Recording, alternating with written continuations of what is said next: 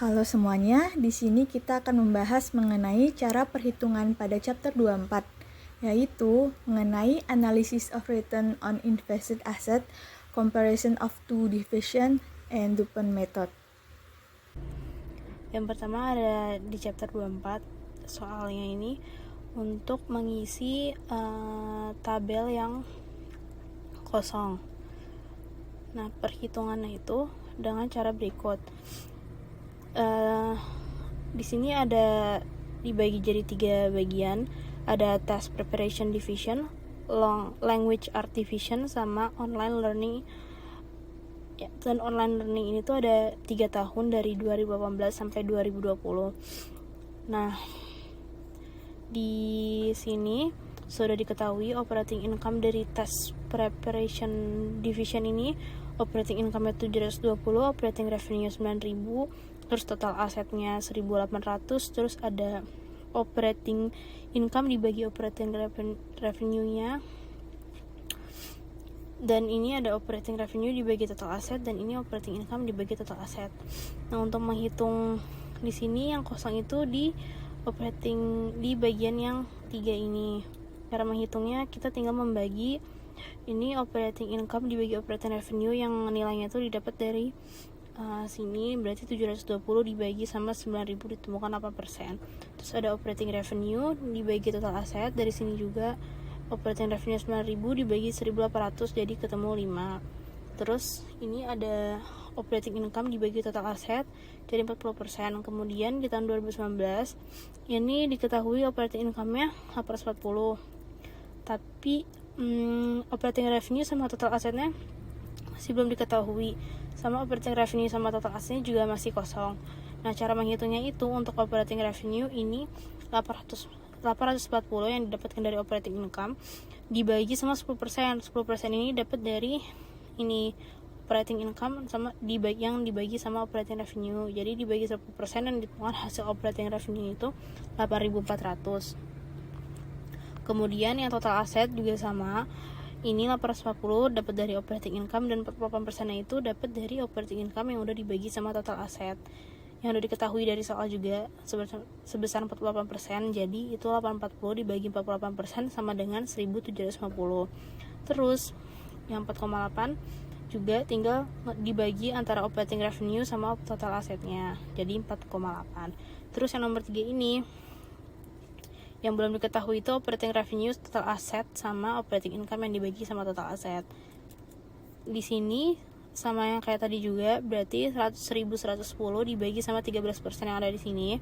Kemudian untuk operating revenue-nya, untuk total asetnya sendiri itu 8.538.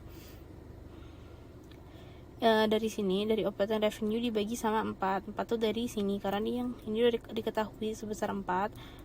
Jadi hasilnya 2.134. Kemudian yang bagian terakhirnya itu yang di operating income dibagi total aset sebesar 52%.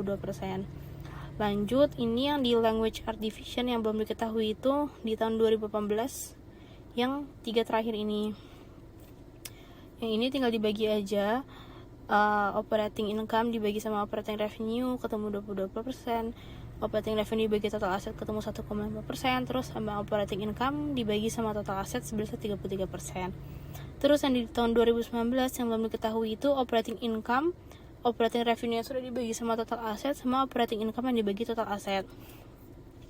Di sini ada 4.000 dikali 20,5%. 4.000 ini didapatkan dari operating revenue, dan 20,5% itu nilai dari operating income yang udah dibagi sama antara pembagian operating income dan operating revenue, jadinya tuh 800.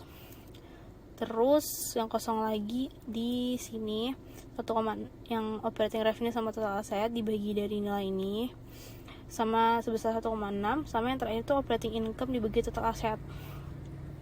Jadi 820 dibagi sama 2.500 ketemu 32,8%. Selanjutnya di tahun 2020 itu yang kosong operating income, operating revenue, sama operating income dibagi operating revenue. Ini yang tahun 2020 2.950 dikali 20% sama dengan 590. 290 nya itu dapat dari sini total aset, terus 20%-nya dapat dari sini. Terus yang operating revenue-nya sama kayak yang tadi, cuma dikalinya pakai nilai dari operating revenue yang dibagi total aset. Terus pembagiannya ini 12,5% didapatkan dari 590 dibagi sama 4.720. Terus yang terakhir itu di online learning, di bagian online learning ini yang keisi cuman bagian operating income, revenue sama total aset yang ada di tahun 2018. Sisanya ini kosong semua. Nah, untuk yang di 2018 ini tinggal dibagi aja. Jadi ini operating income dibagi sama operating revenue jadi 11,5%. Terus ada operating revenue dibagi total aset ada 3,15 terus yang terakhir nih operating income dibagi total aset jadi 36,3%. Terus di sini yang 2019 ini dapat dari 840 ditambah 820 sebesar 1660. Ini dapat dari mana? 840 ini didapat dari bagian yang test preparation division yang tahun 2019 juga sebesar 840, dan 820 nya juga didapatkan dari yang language art division tahun 2019 juga, jadi dijumlahin 1660. Terus yang di sini sama di bagian operating revenue yang dijumlahkan antara test preparation division yang tahun 2019 ditambah sama yang language art division tahun 2019 juga, jadi 4.000 ditambah 8.400 jadi 12.400. Terus yang total aset ini sama juga, tinggal dijumlahin aja total aset di test preparation division ditambah sama yang language art division, jadi totalnya 4.250. Terus yang bagian 3 ini juga tinggal dibagi aja, jadi pembagian hasilnya tuh 13,3%, yang di operating revenue dibagi total aset jadi 2,91, dan yang terakhir itu operating income dibagi total aset sebesar 39%. Dan yang terakhir ini online learning yang tahun 2020 tinggal dijumlahin juga yang operating income tahun 2020 dari test preparation division 1110 ditambah 590 jadi 1700. Terus yang di sini juga 838 yang dapat dari sini dijumlahin sama 4720 yang dapat dari language art juga jadi 13.258.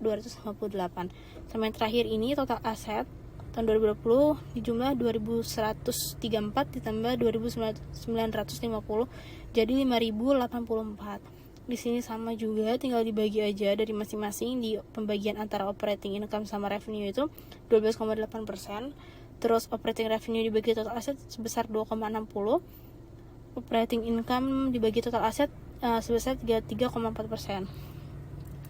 Terus pertanyaan kedua adalah dengan menggunakan DuPont method of profitability analysis ini untuk menjelaskan perubahan yang ada di operating income to total asset ratio dari tahun 2018 hingga 2020 dari masing-masing division and for online learning as a whole. Jadi berdasarkan pendapatan test preparation lebih tinggi daripada language art division, tetapi language art division lebih menguntungkan dalam margin. Test preparation division memiliki ROI atau return on investment yang lebih tinggi, sekitar 40% sampai 52% di sini.